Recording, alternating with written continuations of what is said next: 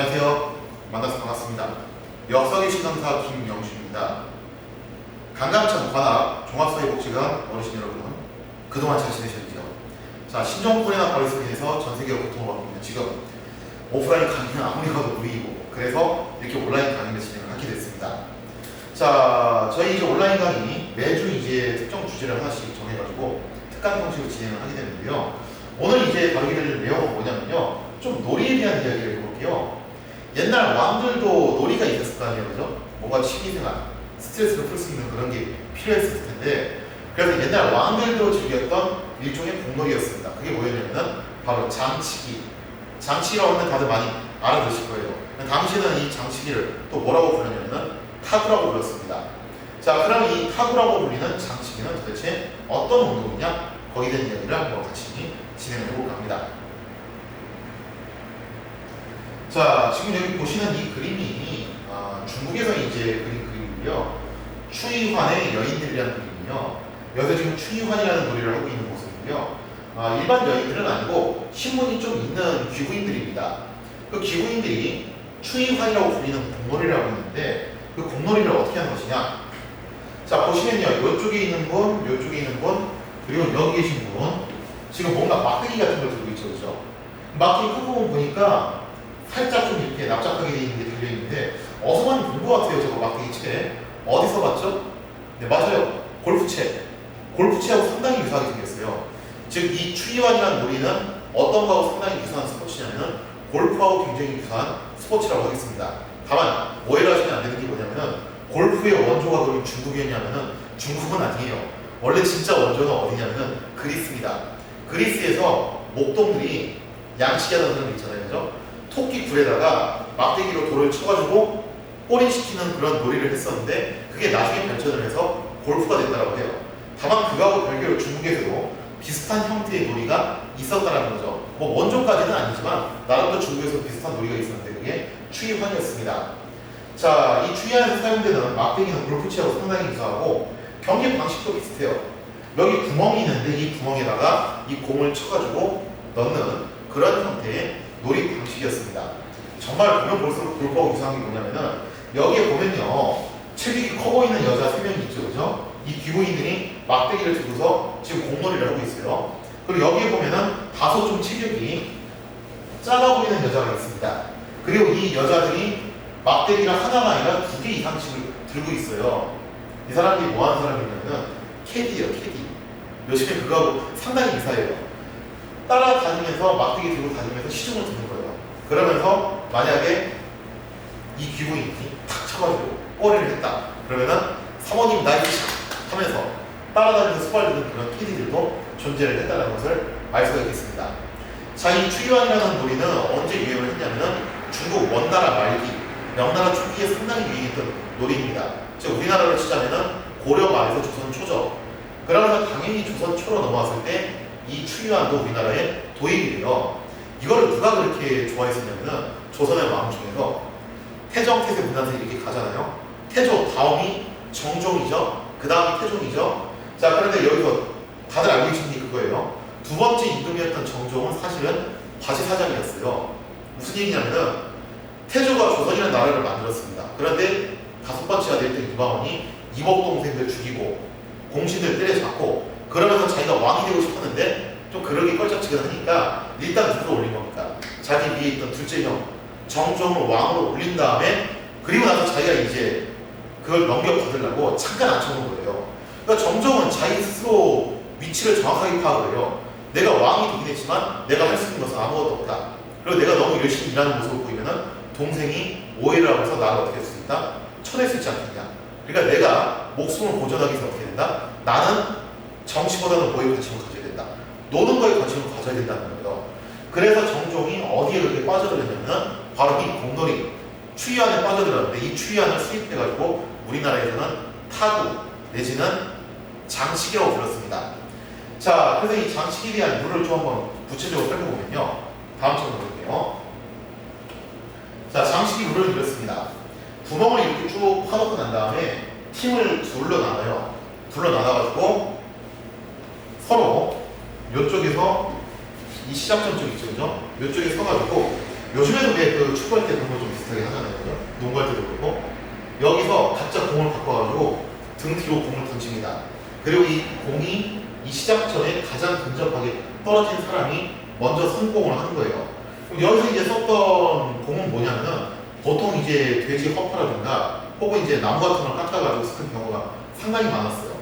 그래서 나무를 깎아가지고 거기에다 이제 돼지 허파나 가죽을 갖다 더 씌워서 만든 형태의 그런 공을 썼다는 거죠. 자, 그래서 이 시작점에서 치는데 구멍이 이런 식으로 나 있어요. 하나, 둘, 셋, 넷, 다섯, 여섯, 일곱, 여덟, 아홉, 열. 총 10개. 이쪽 줄도 10개, 10개, 10개, 10개 이런 식으로 쭉 나 있는 건데 한 칸당 대략 5m 정도의 거리를, 전체 구간이 대략 한 5m 정도 구간이고 이 한 칸당 점수가 1점입니다. 1점씩 가는 건데요. 그러면 이 한 칸당 50cm라고 볼 수 있겠죠, 그죠? 자, 그러면은 내가 시작점에서 다 쳤어요. 근데 첫 번째 구멍이 들어갔다. 1점을 따는 겁니다. 근데 이게 조금 더 굴러가서 뭐 5번째쯤에 들어갔다. 5점을 따는 거예요. 만약에 정말 잘 굴러가가지고 요 끝까지 갔다. 그러면은 10점을 따는 겁니다. 이런 방식으로 하는 거예요. 그렇게 해서 누가 더 점수를 많이 따냐라는 방식으로 가는데 약간 볼링하고 좀 유사해요.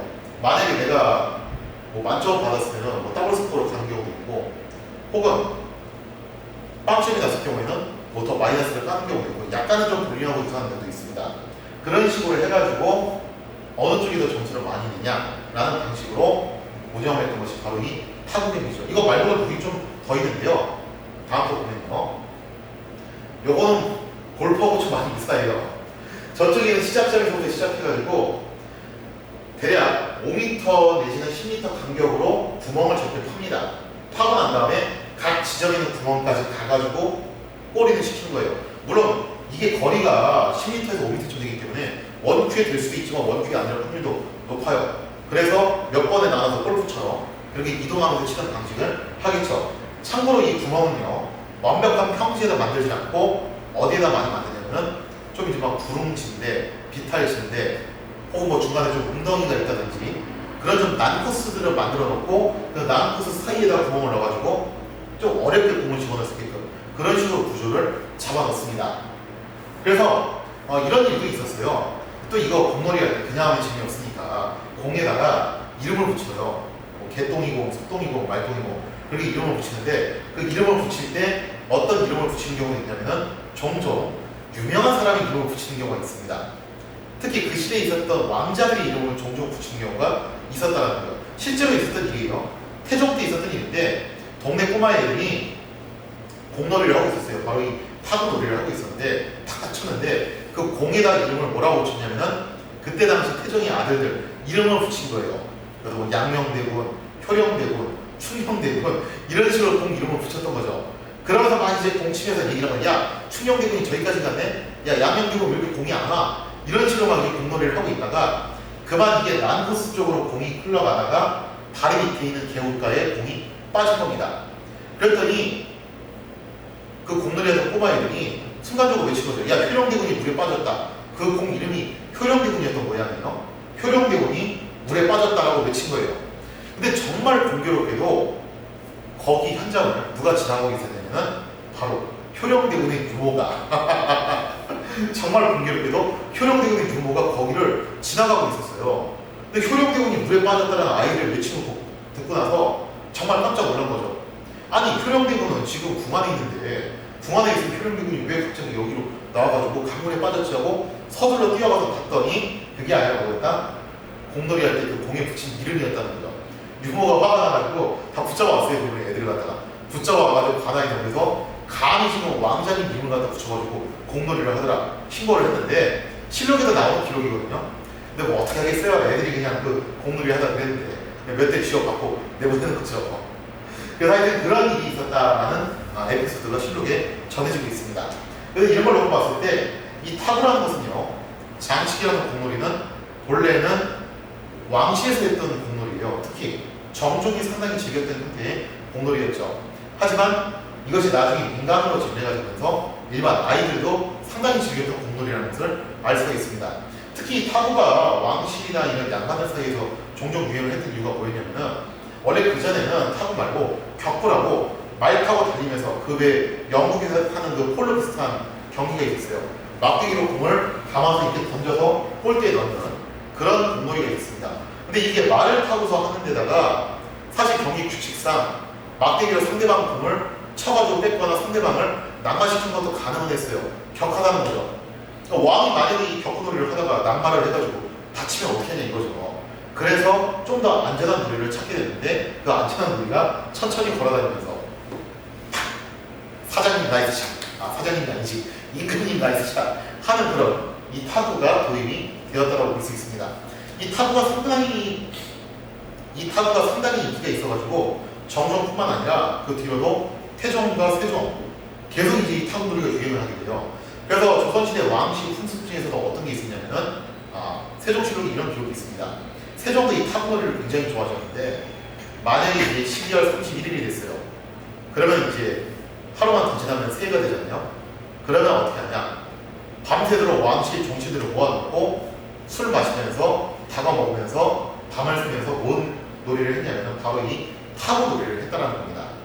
자, 그래서 이렇게 보면요.